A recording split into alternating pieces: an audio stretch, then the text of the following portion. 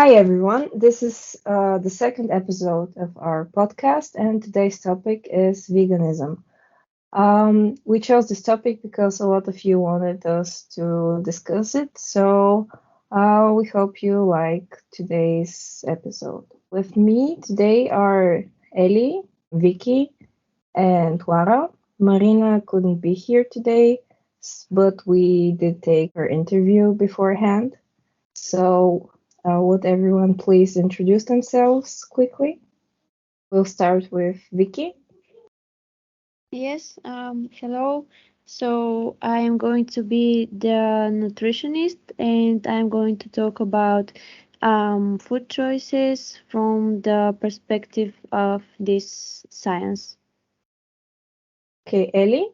Hello, I'm a research consultant and I'm going to talk about how veganism and these kinds of movements affect the economy.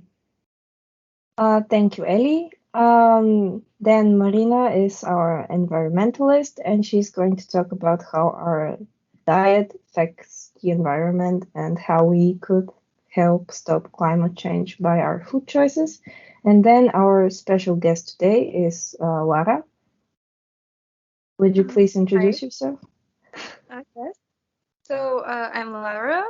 I've been a vegetarian for 2.5 years or something like that. And yeah, thank you for having me.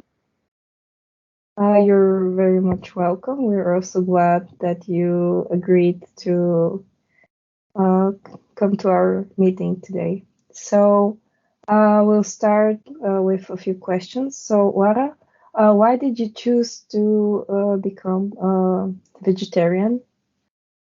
Well, the story is kind of strange, but I've always loved animals. But like many people, I just didn't understand like the suffering that they go through because of this industry.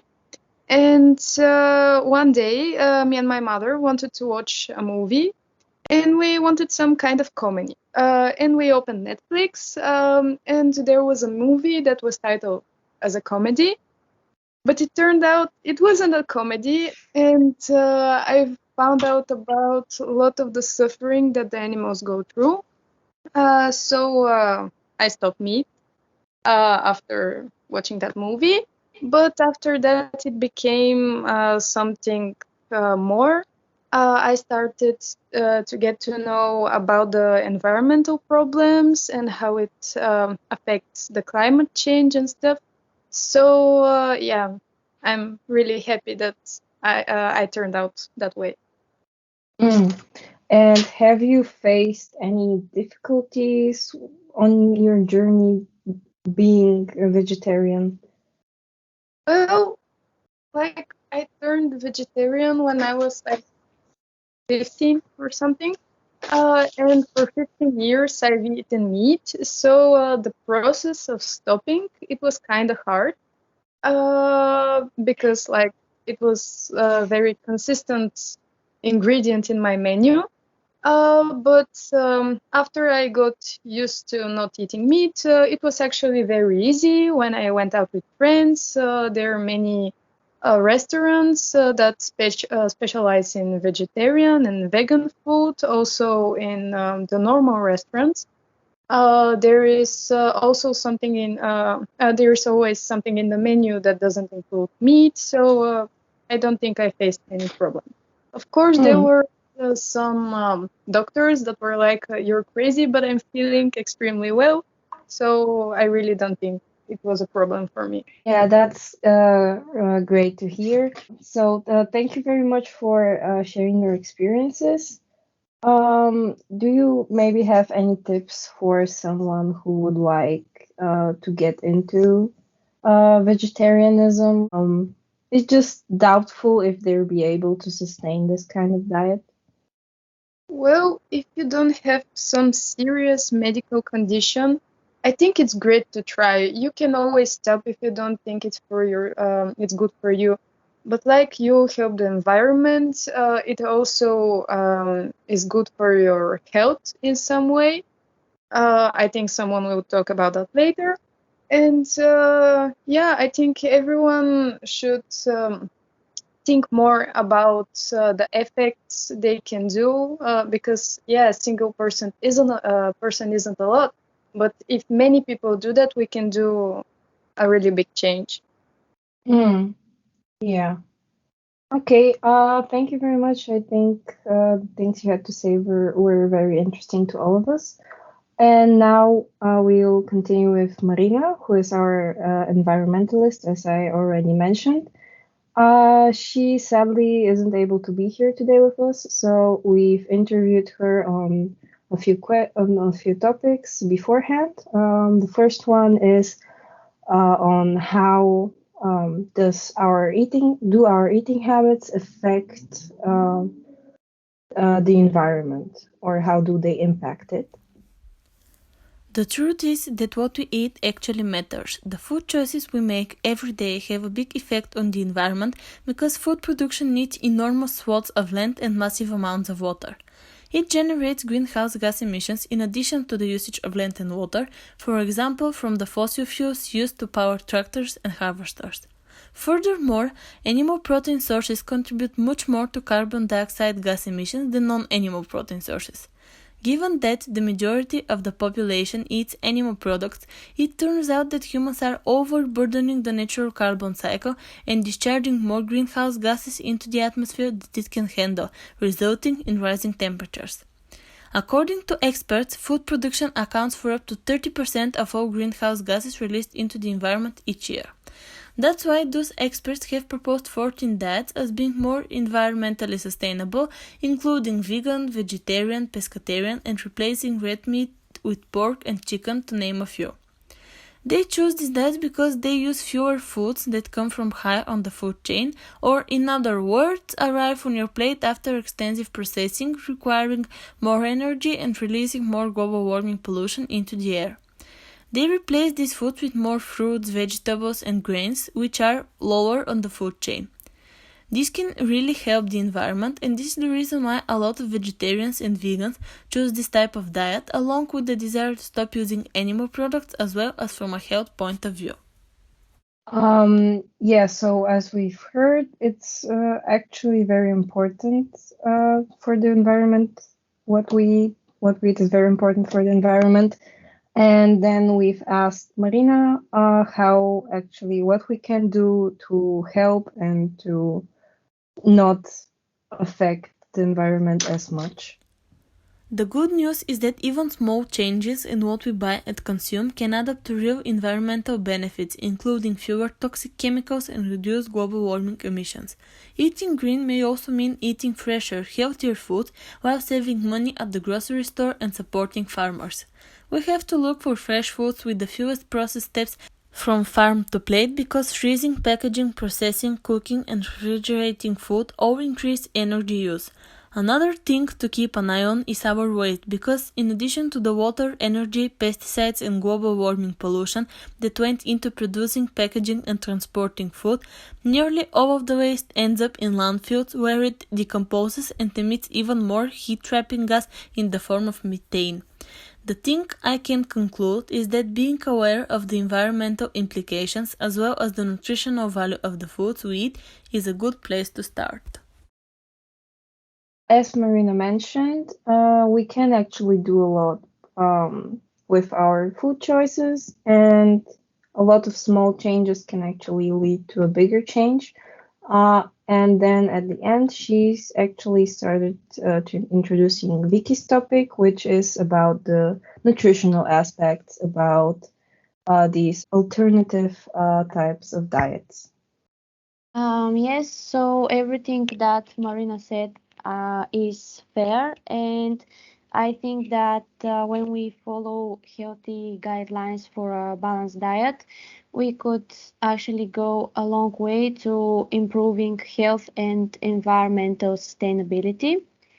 And also to start with my topic, I should say that given the relationships between the environmental sciences and also the nutritional sciences, it is natural that the last couple of years, a new discipline of environmental nutrition has been developing.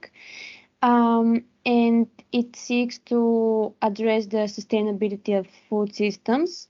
So yes, I will be talking about what nutritionists think about the sustainability and how our food choices do impact the environment. At its core, the discipline of nutrition is a biological science, and it is centered on physiology and medicine, and it searches the interaction of food with metabolic systems of the human body. And it addresses the effect of all these aspects on the food we consume, on health and disease. Also, it is important to identify foods that are sustainable and healthy, and also nutritionists do that. And even though they know that our food choices impact the environment, the important thing is not to forget our health, and this also creates really different types of diets and food systems. But many people might be asking themselves which diet is the best for the environment. And research has shown that veganism gets the highest marks in terms of low environmental footprint. However, other low animal food diets also score well in many research. Also, scientists have shown us that diet has the greatest impact on the environment that each individual can make over their lifetime. The impact is even greater than the type of car they drive and the type of transport they use. Talking about food, beef, of course, has the highest environmental impact among foods in our diets. Um, yes, I think everyone expected this. A more sustainable protein choice could be beans because they produce efficient amount of protein for the body, and they make a huge impact on the environment because low energy and water resources are required for beans production. Also, I think that we should discuss a little bit which type of bread is the most environmentally friendly. This is really debatable, and scientists are mostly doubting whether white bread or whole grain bread is the most environmentally friendly. But what we know at this point is that to refine wheat for the whole grain bread, a lot of energy is required, which could be a factor in the decisions that in the future scientists will have. Mm. May I ask if you know about any like food groups or things a vegan or vegetarian person has to specifically try to eat more of, so that they don't get any type of nutritional imbalance or that they don't get enough Yes. of a certain thing? Of course, plant-based food is the best choice, and it's going to lower our carbon footprint.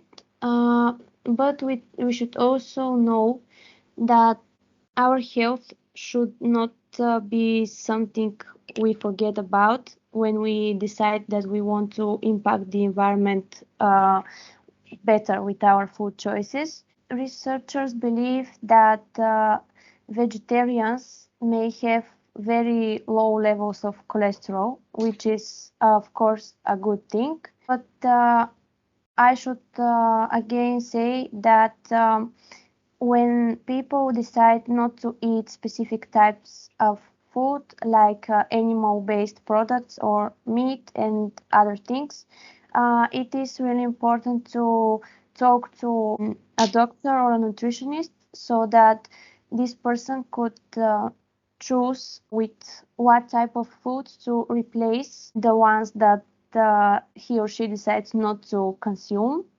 A lot of people find it easier to become pescatarians because pescatarians what is that? It is essentially a vegetarian or vegan diet that includes fish and other seafoods but does not include meat. Of course, this is a nice diet and is becoming more and more popular, and also celebrities started promoting it. Thank you very much for everything you've told us. It was very interesting and I think helpful for most of us. I, for example, did not know that. It's of course logical to go to the doctor before you decide to make any impactful life choices, but I just hadn't thought about that before. And now we're going to continue with Ellie, who is our economist, and she's going to talk about how actually it's quite easy to start implementing this type of lifestyle. And I'll just leave it to her. Yes. Many people believe that being plant-based is more expensive, actually, because the meat alternatives and milk and all the other supplements and vitamins that you may need can be pretty expensive. But on the contrary, in my research, I found a term, economic vegetarianism. No matter because of a physiological viewpoint, a conscious, simple living choice, or because of a necessity, these people believe that meat is actually a luxury and nutrition can be acquired more efficiently and at a lower price without meat and animal-based products. And I found it very interesting that now there is a very popular like a challenge in social media and a hashtag with over a million posts called Meatless Monday. And it actually comes from World War One, when meat and animal products were strictly rationed in the US because people were encouraged to save those products for the troops that were fighting. So this thing actually inspired nowadays activists to encourage people to maybe consider making this change slowly by removing meat every Monday or just one day of the week and slowly becoming vegetarian. And also to prove my point that it's actually not so expensive, in developing countries, their diets and traditional food revolves around plants and crops. And studies show that with the increase in wealth in those types of countries, for example, India, there is an increase in meat consumption. So at the end of the day, it's actually possible to be vegan on a budget and try various meals and taste and not limit yourself. So to be vegan or vegetarian is not limiting. And the privilege actually lies in the fact that we have access to the technologies for max production of fake meat when that isn't necessary for a healthy diet. And vegan economy can be really good. And studies show that if we continue to follow our normal diet, which is animal-based, rather than make the switch, the global economy could lose up to $1.6 trillion by 2050. So making this choice can benefit the economy. Well, there's also a dark side to this because it's more about the money than you may think, because many big companies actually just put the words vegan on their packaging without caring and making any efforts to make actual changes. Yeah, that's called greenwashing as far as I know, right? Yeah, that's right. And basically, many people are concerned that the rise in this type of diet can disadvantage small-scale traditional farming in favor of large-scale industrial farming. But I think because veganism is so closely tied to environmental issues, many people that make the choice also try to buy only from local farmers. So I think in the end, it's a very good choice to make, even if you don't fully commit to it, because it will be good for the economy, for your health, and for the environment. Thank you very much, Ellie. Our time is almost over, so thanks everyone for being here today. I think everything you've told us so far was incredibly interesting and very helpful information. So, yeah, thank you. Thank you. Thank you. I hope our listeners enjoyed today's podcast as much as we did, and hear you next time.